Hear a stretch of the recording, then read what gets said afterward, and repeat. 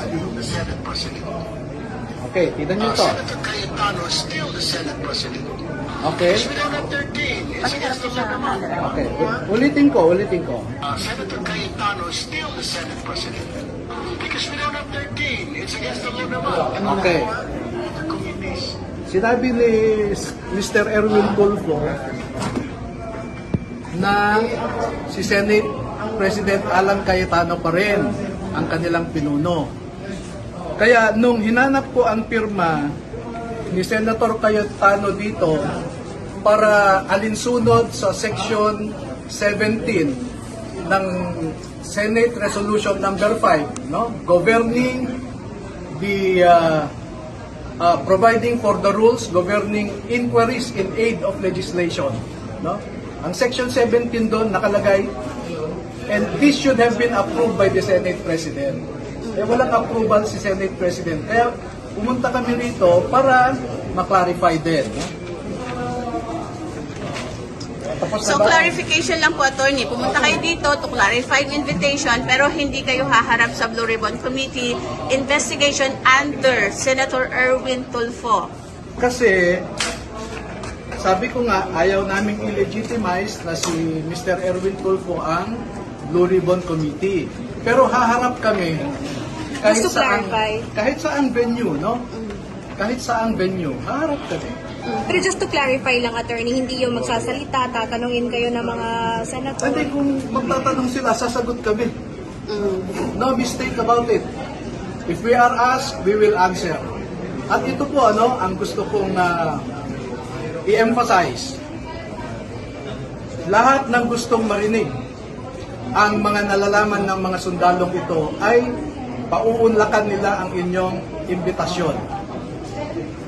From the very beginning, we are committed to help any government agency and the Filipino people as a whole to discover or even uncover the truth.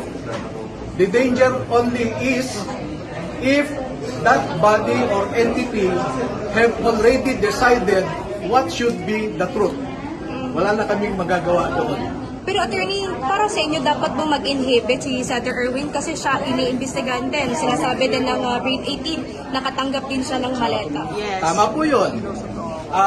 Pag titingnan nyo naman ngayon, yung Section 18 ng Senate Resolution number 5 approved on August 9, 2010. Ang committee ay merong power of contempt. No? Ngayon, inaakusahan naming isa, si Erwin Tulfo. Sa tingin nyo ba ay aamin siya? Hindi, di ba? So, ang sasabihin niya, sinungaling kayo. At makikita nyo sa Rule 18, Section 18 ng Senate Resolution number 5, pwede niya kaming i-cite in contempt at ipakulong kami. No? So, we have an anomalous situation na yung inaakusahan mo ay siya ang uupo na investigador at juez at the same time. So where